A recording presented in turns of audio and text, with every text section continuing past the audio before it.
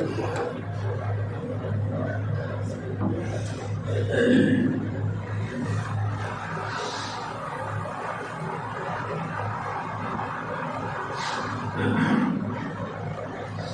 الحمد لله نعبده ونستعينه ونستغفره ونعوذ بالله من شرور أنفسنا ومن سيئات أعمالنا من يهده الله فلا مضل له ومن يضلل فلا هادي له وأشهد أن لا إله إلا الله وحده لا شريك له وأشهد أن محمدا عبده ورسوله يا أيها الذين آمنوا اتقوا الله حق تقاته ولا تموتن إلا وأنتم مسلمون يا أيها الناس اتقوا ربكم الذي خلقكم من نفس واحدة وخلق منها زوجها وبث منهما رجالا كثيرا ونساء واتقوا الله الذي تساءلون به والأرحام إن الله كان عليكم رقيبا يا أيها الذين آمنوا اتقوا الله وقولوا قولا سديدا يصلح لكم أعمالكم ويغفر لكم ذنوبكم ومن يطع الله ورسوله فقد فاز فوزا عظيما أما بعد فإن خير الحديث كتاب الله وخير الهدي هدي محمد صلى الله عليه وسلم وشر الأمور محدثاتها وكل محدثة بدعة وكل بدعة ضلالة وكل ضلالة في النار. برادر الاسلام، محترم بزرگوں، عزیز و نواز ساتھیوں، اسلامی معاون ہیں،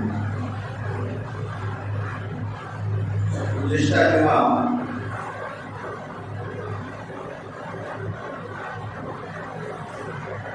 خطبہ مسنونہ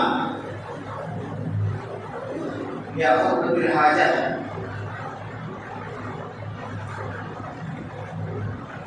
تشریح آپ کے سامنے کی گئی.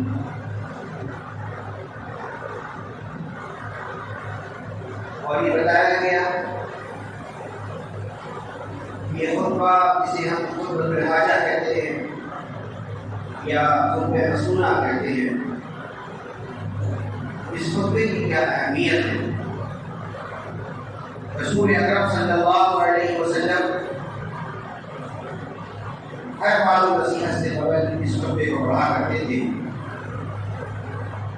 یہاں تک کہ جب نکاح کا موقع ہوگا اس موقع پر بھی رسول اکرم صلی اللہ علیہ وسلم اسی خطبے کو پڑھا کرتے تھے. لہذا ضروری ہے ہمارے لیے کہ جہاں بہت سارے موضوعات پر باتیں سنتے ہیں وہاں ہم اس خطبے کی حقیقت کو بھی جانیں اور اس کے پیغام کو بھی جاننے کی کوشش کریں. تو مختصر سے وقت میں یہ باتیں آپ کے سامنے آئی تھی کہ ان الحمدللہ کہ بے شک تمام کی تمام تعریفات اور توصیفات فرائض اور بزرگی اللہ رب العالمین کے لیے ہے. اور اللہ رب العالمین کے لیے حمد کیوں؟ یہ حمد کا کلمہ اللہ رب العالمین کے لیے کیوں ہے؟ مختصر سے وقت میں اس کی وضاحت کی گئی تھی کہ اللہ رب العالمین نے ہمیں اور آپ کو جانے کی اتنی نعمتوں سے نوازا ہے. اتنی نعمتوں سے اللہ رب العالمین نے ہمیں نوازا. ہونا تو یہ چاہیے کہ اس اللہ رب العالمین کے ہر نعمت کے بدلے میں اگر ہر ایک نعمت کے بدلے میں اگر ہم الحمدللہ کہنا شروع کر دینا، آپ یقین مانیے کہ آپ کی سانسیں جتنی دیر تک چلیں گی اور جب تک آپ کی سانسیں چلیں گی سانس یہاں چلنے پر آپ الحمدللہ کہنے پر مجبور ہو جائیں گے. یہ تعریف اللہ رب العالمین کی. اس کے بعد میں نے بتایا جس طریقے سے اس کائنات کے اندر قابل تعریف ذات اللہ رب العالمین کی ہے، اسی طریقے سے استعانت اور مدد طلب کرنے کے لیے کوئی ذات اگر میرے پاس ہے تو اللہ سبحانہ و تعالیٰ کی ذات ہے. اس اسی کے سامنے آرزو ہے، اسی کے سامنے ہاتھ کو پھیلانا ہے، اسی سے توکل ہے، اسی پر بھروسہ ہے. ساری چیزیں اللہ رب العالمین کے لیے. درمیان میں استعانت شرکیہ اور استعانت شرکیہ کے تعلق کی باتیں آپ کے سامنے آ چکی ہیں. آج کے خطبے میں آگے بڑھتے ہیں انشاءاللہ تعالیٰ. اسی خطبے مصنوعہ کو اسی کی تشریح کرتے ہوئے آگے بڑھتے ہیں. نبی اکرم صلی اللہ علیہ وسلم فرماتے ہیں ان الحمد للہ نحمدہ ونستعینہ ونستغفرہ. یہ بے شک تمام تعریفیں اللہ رب العالمین کے لیے ہے، اسی لیے ہم اس کی حمد بیان کرتے ہیں. ونستعینہ اور اسی سے استعانت طلب کرتے ہیں. اور اس کے بعد نبی اکرم صلی اللہ علیہ وسلم فرماتے ہیں ونستغفرہ، ہم اپنے گناہوں میں استغفار کے اللہ رب العالمین سے کرتے ہیں. ہمیں اور آپ کو اس حقیقت کو جان لینا چاہیے کہ ہم اور آپ آدم کے اولاد ہیں، آدمی ہیں، ہم انسان ہیں. اور انسان اس کا معنی ہوتا ہے بھول چوک. اس سے بھول ہو جائے، اس سے سہو ہو جائے. انسان خطا کر سکتا ہے کیونکہ انسان ہے. تو غلطی کا ہونا آدم کے صفت میں ہے. آدم کے اولاد کو غلطی کرے گا، اس سے گناہ سرزد ہوگی، اس سے خطائیں ہوں گی، اس سے غلطیاں ہوں گی. کبھی وہ عمل بھی کرے گا، کبھی وہ سرزد بھی کرے گا. اس طریقے سے یہ آدمیت کی پہچان ہے کہ آدمی غلطی کر سکتا ہے. اسی طریقے سے آدمیت کی پہچان یہ بھی ہے کہ وہ آدمی گناہ کر کے توبہ کرتا ہے. گناہ کر کے توبہ کرنا، معافی مانگنا، استغفار کرنا، یہ بھی آدمیت کی پہچان ہے. آدم علیہ السلام سے غلطی ہوئی، اللہ رب العالمین نے دونوں کو حکم دیا کہ جاؤ اس جنت سے جو کچھ کھاؤ پیو تمہاری مرضی ہے، ولا تقربا هذه الشجرة، لیکن دیکھو رب نہیں بچانا فتکونا من الظالمین، ظالم ہو جاؤ. لیکن چونکہ آدم کو بہکانے کے لیے شیطان ابلیس ہر وقت لگا ہوا اور اس سے بہکانا شروع کیا اور بہکا دیا آدم کو. آدم اور حوا دونوں اس چیز سے اللہ رب العالمین نے منع کیا تھا، اس کا ارتکاب کر لیا. اللہ رب العالمین نے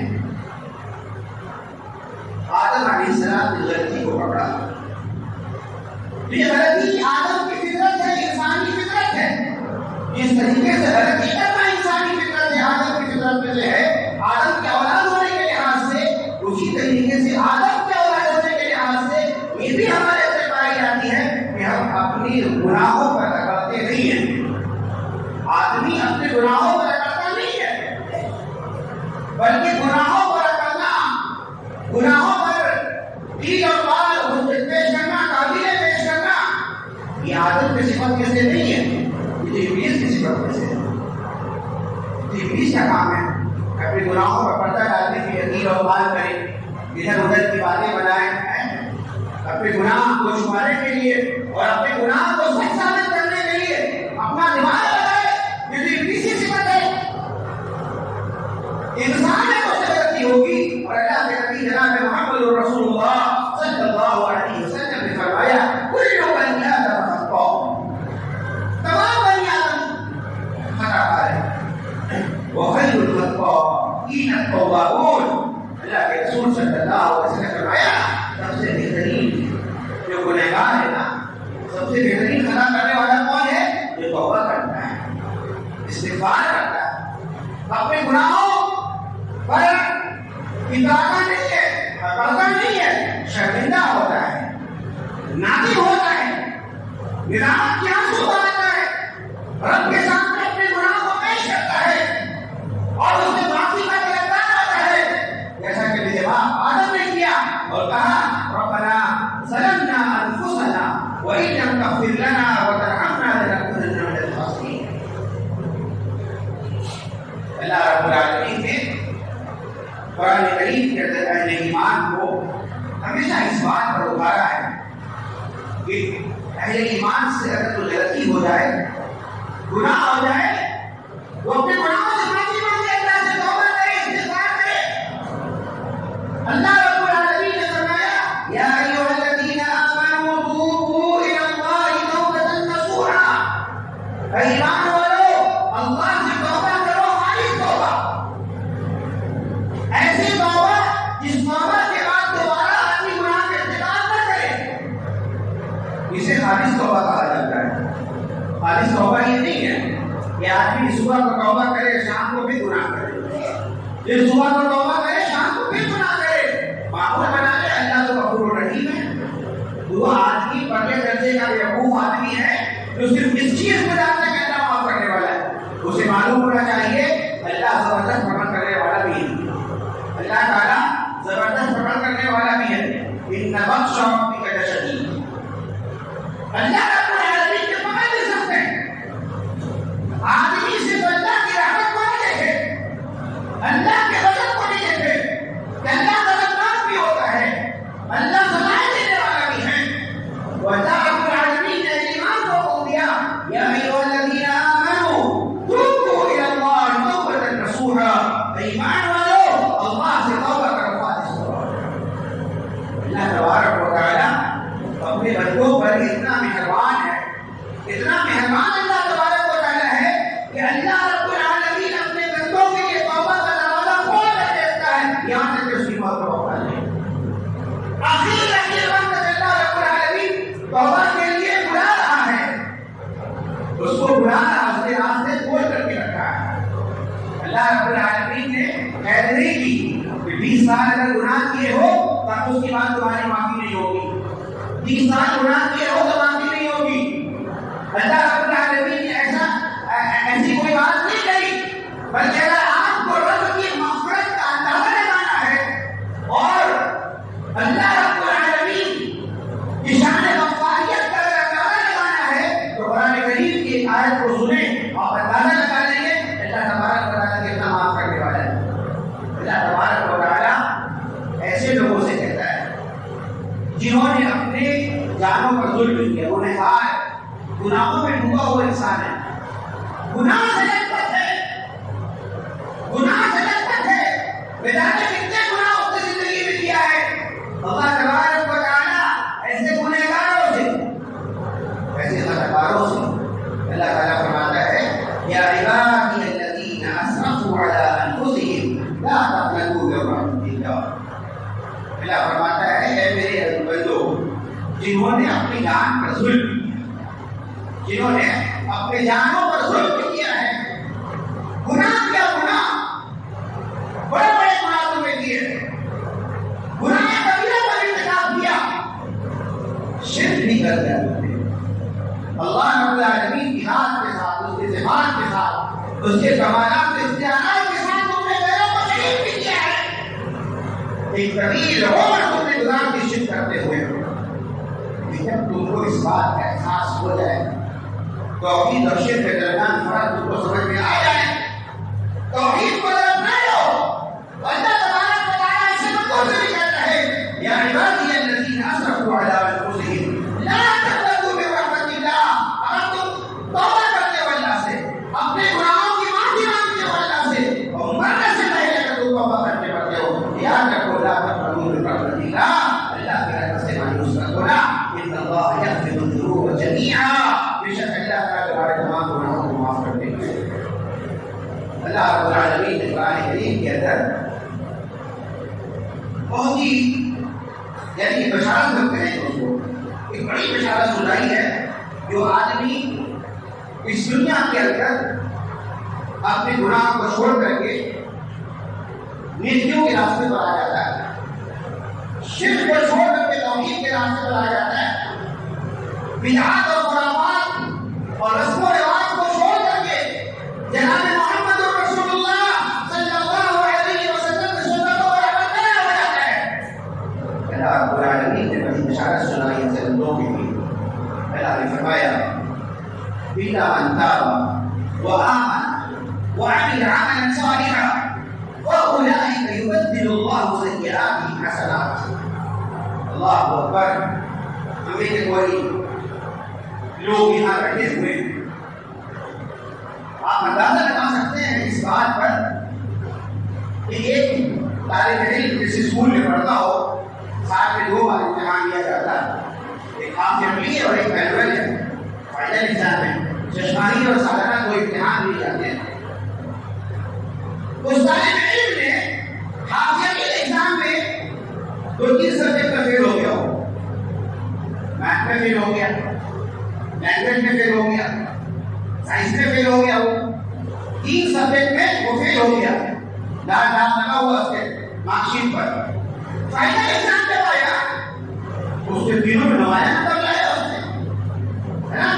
کبھی آپ نے دیکھا ہے کہ پرنسپل نے کہا ہو کہ وہ چشماہی میں جو اس کو مارکس ملا تھا اس لال داغ کو ہٹا دو, لال داغ کو ایک کر دو, ختم کر دو, جو 5 مارکس ہے اس کو اتنا دے دو. آپ دیکھیں چشماہی کا معاملہ چشماہی میں ہے, جو رزلٹ بنا ہوا وہ رزلٹ ہے. اب جو بنے گا وہ آتا ہے, یہاں پاس ہے وہاں فیل, لیکن رزلٹ ویسے کا ویسا ہی ہے, وہاں تبدیلی نہیں کی جاتی. اللہ رب العالمین کی شان اور اللہ رب العالمین کی قدرت. بندہ اپنی زندگی کا بہت بڑا حصہ گناہوں میں گزارتا ہے. بندہ اپنی زندگی کا بہت بڑا حصہ گناہوں میں گزارتا ہے. 30 سال 40 سال 50 سال کی زندگی اس کے گناہوں میں گزارتی, شرک میں گزارتی, بدعات میں گزارتی, خرافات میں گزارتی, بدعملیوں میں گزارتی, بدکرداریوں میں گزارتی. 20 سال کے بعد اس کو احساس ہوا, 30 سال کے بعد اس کو احساس ہوا, 40 سال کے بعد اس کو احساس ہوا, 70 سال کے بعد اس کو احساس ہوا اس کو کہ ہم گناہ کر رہے ہیں. اللہ کی قدر ہوگی, اس نے گناہ کو چھوڑا اور یہ بھی راستہ اختیار کیا, مسجدوں میں آنے لگا, نمازیں پڑھنے لگا, دین سے جڑ گیا. قیامت کے دن جب اس کا اعمال نامہ اس کے ہاتھ میں دیا جائے گا نا, اللہ اکبر, وہ اعمال نامے کا وہ حصہ جو بدکرداریوں میں گزرا ہے, برائیوں میں گزرا ہے, شرک میں گزرا ہے, بدعات میں گزرا ہے, اللہ چاہے تو وہ 30-40 سال کا رزلٹ ویسے ہی چھوڑ دے, اور جب سے اس نے کیا شروع کی وہیں سے اس کا کاؤنٹنگ شروع ہو جائے. اور ہم یہی چاہیے کہ اللہ رب العالمین کی رحمت اور اس کی مغفرت کا کیا کہنا. وہ رب فرماتا ہے اِنَّا مَن تَابَ وَآمَنَ وَعَمِلَ عَمَلًا صَالِحًا, سوائے وہ لوگ جو توبہ کر لے دنیا کے اندر, توبہ کر لے اپنے گناہوں سے, وَآمَنَ ایمان لے آئے, وَعَمِلَ عَمَلًا صَالِحًا, اور پھر وہ اعمال صالحہ کا سلسلہ شروع کر دے, ایک اعمال کا سلسلہ شروع کر دے.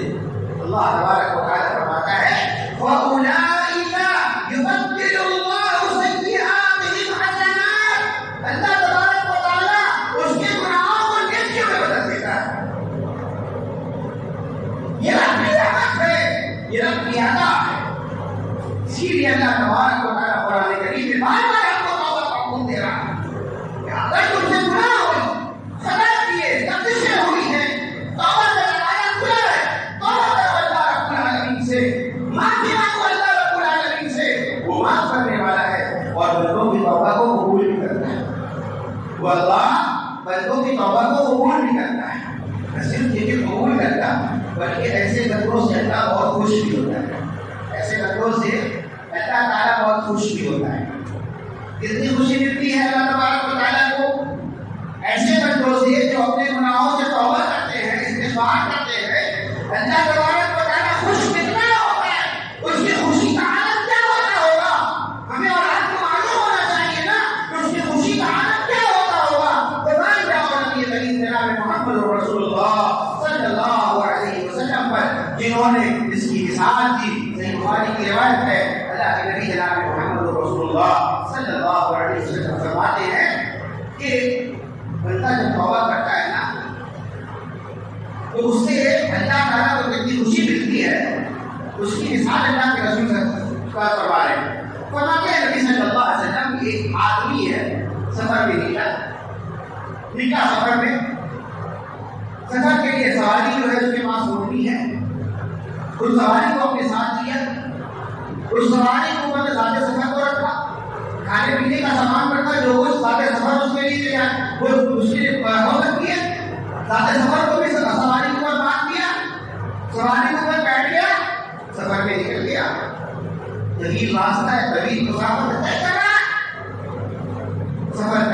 کے جاتے جاتے راستے میں تھک جاتا ہے، تھک کر کے دیکھتا ہے کہ ایک درخت ہے، درخت کے نیچے جا کر تھوڑی دیر بیٹھتا ہے، کچھ دیر بیٹھ کے آرام کر لے، پھر نیچے کے سفر چلیے، ٹھنڈی ہوا چلی اور مسافر کو نیند آتی، مسافر سو جاتا ہے، یعنی نیند میں سو گیا وہ، کافی دیر کے بعد اس کی آنکھ کھلتی ہے، وہ دیکھتا ہے اس کی سواری وہاں سے غائب ہے، جس سواری کو لے کر سفر پہ نکلا تھا وہ سواری کی غائب ہے، سارے سفر کے غائب ہے، نہ اس کے پاس سواری ہے، نہ آگے سفر ہے، کھانے پینے کا سامان اس کے پاس ہے، اب پریشان ہو گیا، سواری ڈھونڈ رہا ہے، ادھر ادھر کافی دیر تک ڈھونڈ کے پریشان ہو گیا، جو کچھ ذرائع میں ڈھونڈنے کا سب کو استعمال کر لیا، لیکن سواری میسر نہیں ہوئی، سواری نہیں ملی اس کو، سواری اس کو نہیں ملی، وہ مسافر تھک کر کے تھک ہار کر کے چور ہو کر کے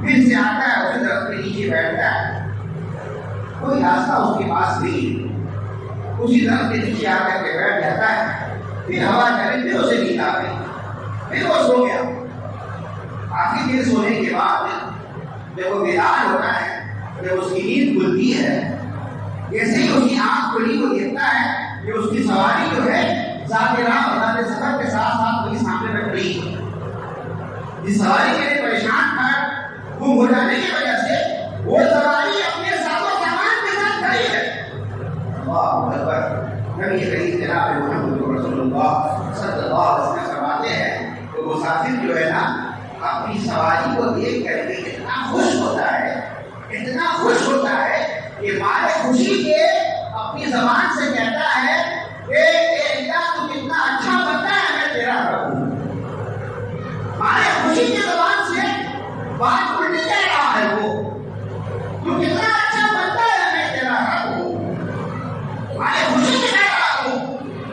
نبی کریم جناب محمد رسول اللہ صلی اللہ علیہ وسلم فرماتے ہیں جس طریقے سے اس مسافر نے مارے خوشی کے حالت میں زبان سے کچھ اور باتیں کہہ دی، جب اللہ تبارک و تعالیٰ اپنے کسی بندے کو توبہ کرتے ہوئے دیکھتا ہے، جب کوئی بندہ اپنے رب سے معافی مانگ کر توبہ کرتا ہے تو اللہ تبارک و تعالیٰ اس مسافر سے زیادہ خوش ہوتا ہے۔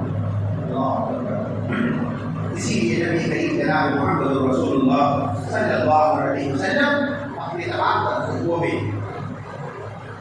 اس بات کی ترغیب کرتے تھے کہ جس طریقے سے اس کائنات کے اندر اللہ رب العالمین کی ذات قابل تعریف ہے، اسی کی تعریف ہونی چاہیے، اسی سے مدد مانگنی چاہیے، اسی کے سامنے اپنی غلطی کا اظہار کر کے اقرار کر کے معافی مانگنا چاہیے۔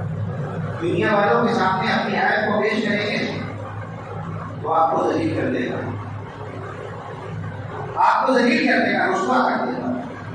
اللہ تبارک و تعالیٰ جو ہے ستار العیوب بھی ہے، اللہ تعالیٰ بندوں کے عیوب کا پردہ بھی ڈال دیتا ہے، اللہ تعالیٰ بندوں کے عیوب کا پردہ بھی ڈال دیتا ہے، اور یقین مانیے اگر اللہ ہمارے گناہوں کو نہ چھپائے گا تو ہم زمین میں کسی کے سامنے آنکھ ملانے کے قابل نہیں بنیں گے، جتنی گناہ، جتنی خطا اور جتنے بڑے بڑے گناہ ہم دن بھر کرتے رہتے ہیں نا، تنہائی میں بیٹھ کے گناہ کرتے رہتے ہیں، اللہ تعالیٰ اگر ہمارے گناہوں کو پردے میں ڈالے تو عوام کے سامنے اپنی شکل دکھانے کے لائق رہے، لہٰذا وَنَسْتَغْفِرُهُ، اسی سے اپنے گناہوں کی معافی مانگتے رہنا چاہیے ہمیں، تو اللہ تبارک و تعالیٰ بڑا معاف کرنے والا ہے۔ اس کے بعد نبی کریم جناب محمد رسول اللہ صلی اللہ علیہ وسلم فرماتے ہیں وَنَعُوذُ بِاللَّهِ مِن شُرُورِ أَنفُسِنَا وَمِن سَيِّئَاتِ أَعْمَالِنَا۔ بہت ہی اہم ترین حصہ ہے، میں ایسا لگتا ہے کہ اس موضوع پر اگر اس کو کبھی دوں ایک دو جمعہ اس موضوع پر بات کیا جائے۔ وَنَعُوذُ بِاللَّهِ مِن شُرُورِ أَنفُسِنَا، ہم اللہ کی پناہ میں آنا چاہتے ہیں اس چیز سے، اپنے نفس کی شرارت سے، انسان کے نفس کے اندر جو شرارتیں بنی ہوئی ہیں، اللہ رب العالمین نے قرآن کریم کے اندر تین طرح کے نفوس کا تذکرہ قرآن کریم میں کیا ہے، تین قسم کی نفس کا تذکرہ، تین قسم کی نفوس کا تذکرہ اللہ رب العالمین نے قرآن کریم میں کیا ہے، نفس امارہ، نفس لوامہ، نفس مطمئنہ۔ ایک نفس جو نفس امارہ، ان النفس لأمارة بالسوء، یہ نفس امارہ ہے جو انسان کو گناہ پر ابھارتی رہتی ہے، گناہ راستے پر لے جاتے ہیں. آدمی گناہ کر کے نا کبھی یہ نہیں ہوتا کہ بس غلطی ہو گئی ہے نہیں، اس کو کتنے راستے دکھاتا رہتا ہے گناہ آگے مختلف سائٹس دکھاتا رہتا ہے اس کو. موبائل یوز کرنے والے چلو اس سائٹ میں تو گناہ دیکھے نا، ابھی نیا سائٹ اپڈیٹ کر کے لایا. شیطان اس کو لگاتا رہتا ہے، برائی پر ابھارتا رہتا ہے، ہر طرح کے شہوات کے پیچھے پڑاتا رہتا ہے اس کو. یعنی اس راستے سے روکتا رہتا ہے. شیطان یہی چاہتا ہے کہ وہ جائز ہماری ساتھ میں ہے اور شہوات کے پیچھے پڑا ہوا ہے، حرام کاری کے راستے میں روکنے سے یہی چاہتا ہے. ان النفس لامارۃ بالسوء، یہ نفس ہمارا جو انسان کو گناہوں کا ابھار دینے والی ہوتی ہے. قرآن کریم میں تین نفوس سے بس گیا. ایک ہے بلا اقسم بالنفس اللوامہ، اور کسی نے اللہ نے فرمایا یا ایھا النفس المطمئنہ، یہاں نفس مطمئنہ ہے، ایک نفس لوامہ ہے اور یہ نفس امارہ ہے جو انسان کو برائی پر ابھارے. اگر آدمی اللہ رب العالمین کی پناہ نہ حاصل کرے تو آدمی گناہ میں ڈوب جائے. گناہ سے بچانے والا کوئی اس کو نہیں ہے. کیا خیال ہے آپ کو یوسف علیہ السلام کو واقعہ یاد کیجیے.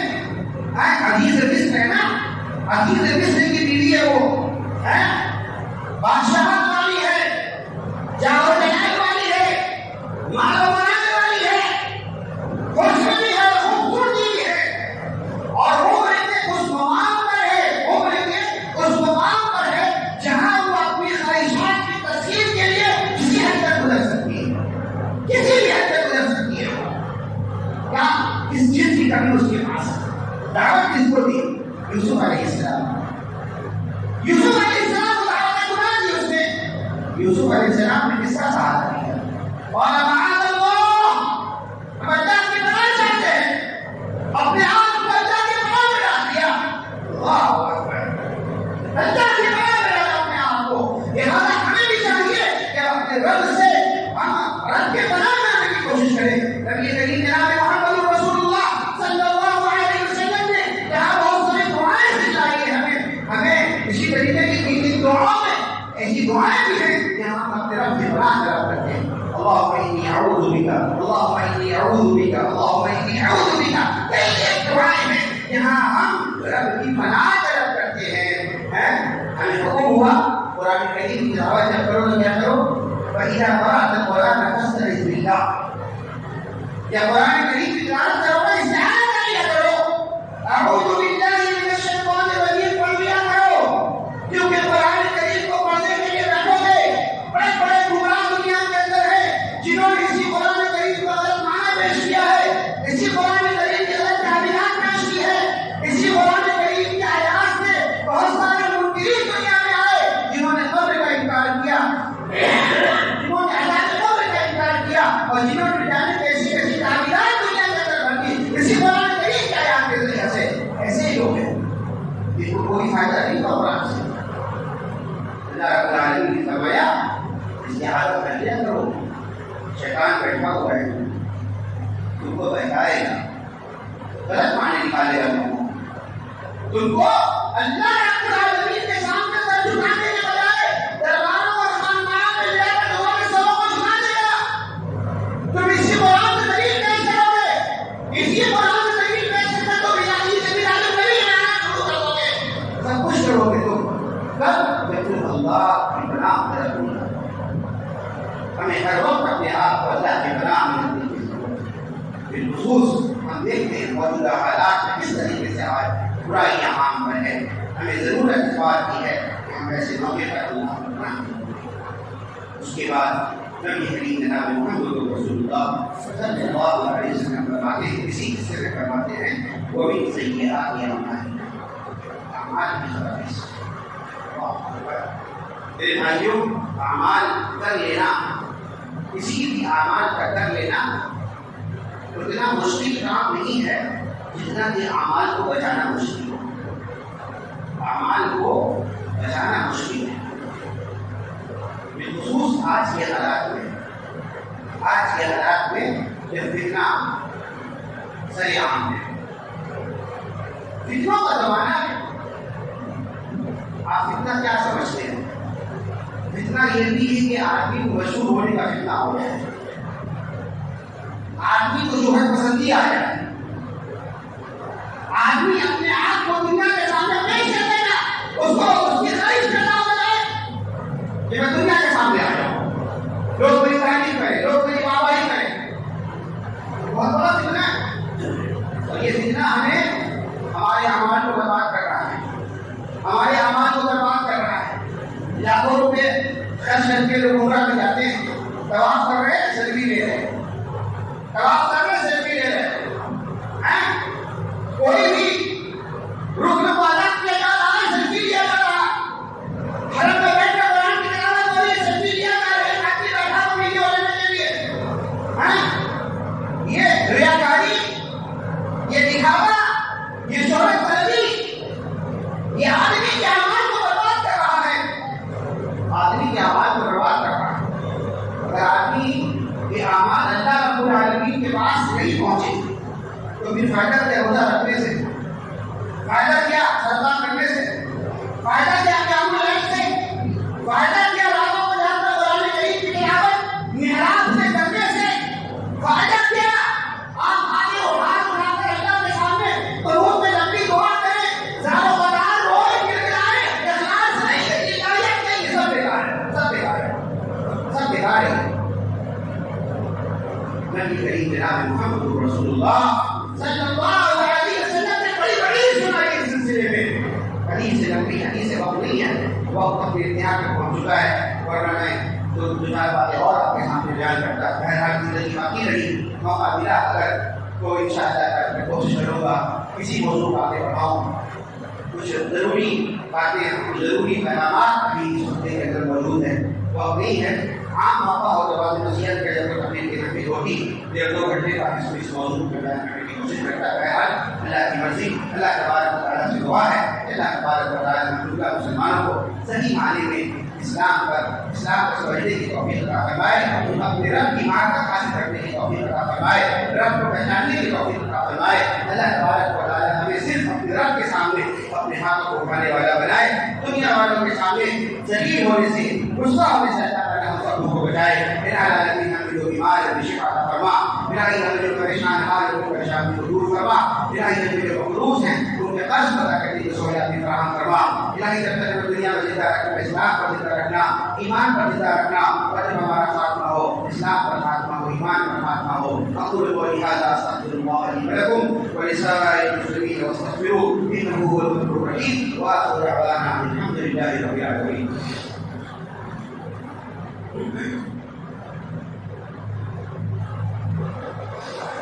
الحمد لله الذي لم يتخذ ولدا ولم يكن له شريك في الملك ولم يكن له ولي من الذل وكبره تكبيرا، الله اكبر كبيرا، الحمد لله كثيرا، وسبحان الله بكرة وأصيلا۔